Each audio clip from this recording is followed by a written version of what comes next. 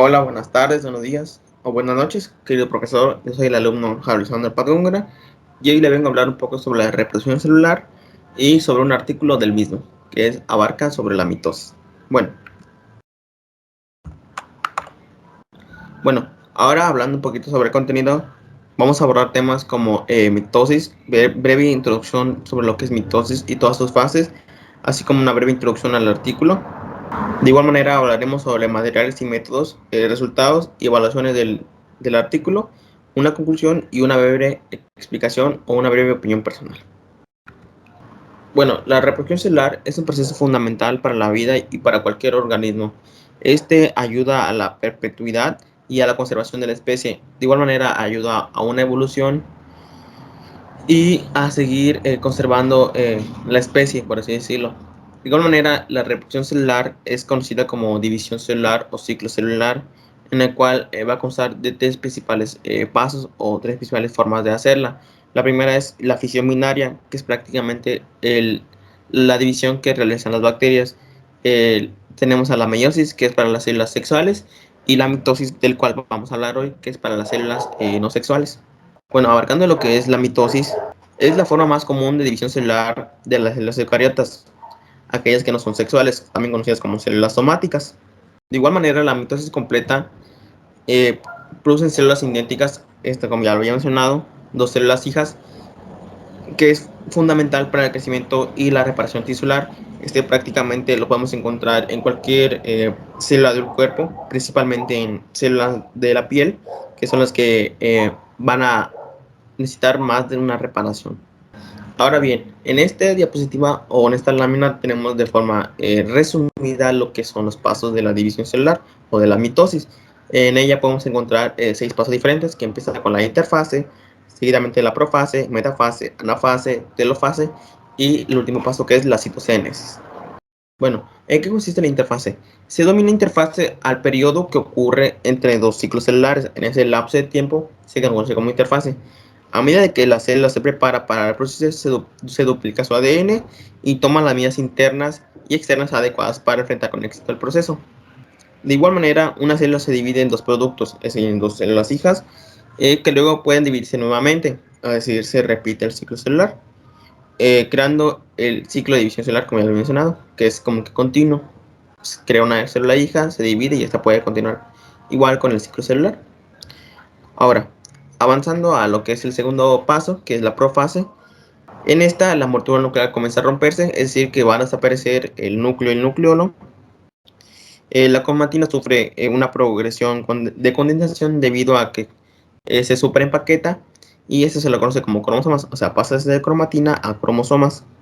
Se duplica el centrosoma y cada uno de ellos se desplaza hacia uno de los extremos de la célula, donde se forman microtúbulos.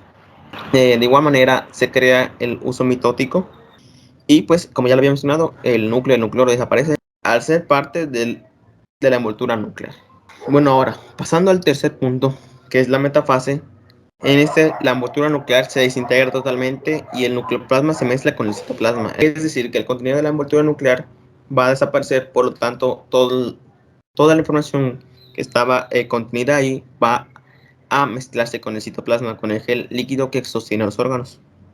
En este paso va a suceder algo muy importante, es decir, los cromosomas se van a alinear al ecuador y los microtúbulos se unen a cada uno de los centrosomas del cromosoma. Es decir, ya está completada la cromátida, por lo que los microtúbulos se van a unir a las cromosomas y los cromosomas se van a alinear al ecuador. Ahora, en el cuarto paso, que es la anafase, es la parte fundamental de la mitosis, porque en ella se realiza la distribución de la información genética original.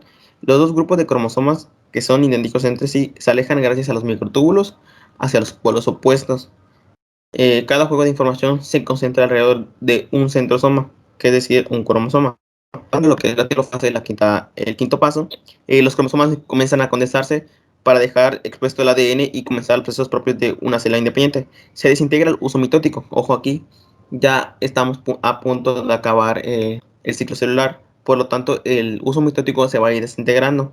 La membrana nuclear y el nucleolo reaparecen, es decir, que se vuelve a crear la envoltura nuclear, vuelve a aparecer condensando la información genética. Y termina con con la creación de dos núcleos o dos envolturas nucleares idénticas, pero sin la separación. Esto es la diferencia entre la citocénesis y la telofase. En la telofase ya estamos, ya hay la presencia de dos células hijas, pero no hay una división como tal, que ahora le voy a explicar en la citocénesis. Bueno, en la citocénesis consiste en la separación física del citoplasma. Se forma un anillo contráctil formado de microfilamentos de actina y miosina que van estrangulando la célula formando una estructura con forma de reloj de arena. Es decir, que poco a poco van a ir separando la célula hasta formar dos células hijas.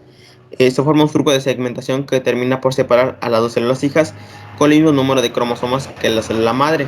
Y bueno, este proceso se inicia al final de la anafase y termina a lo largo de la telofase. Esta parte comenzamos en lo que es la introducción breve al artículo. El nombre del artículo va a ser Visualización de la mitosis con el microscopio de fuerza atómica. Pues prácticamente este artículo va a consistir en el análisis de las estructuras celulares con diferentes microscopios. Por ejemplo, tenemos el de luz y el microscopio de fuerza atómica. Aunque para ello es necesario saber que la invención del microscopio de fuerza atómica se dio en 1986. Lo que va a ofrecer este tipo de microscopio es ver o poder observar a mayor escala las células. En este caso se va a observar lo que es la mitosis. Y igualmente este tipo de va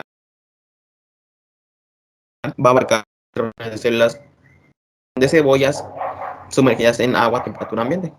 Lo que consiste de método y material va a ser que prácticamente el material que vamos a necesitar son meristemos radicales de cebolla, es decir, piezas cortadas, por así decir, segmentadas de la cebolla, donde vamos a poder observar lo que es la mitosis o el ciclo celular. El procedimiento va a datar de tres pasos, que es la fijación, posfijación y la colocación.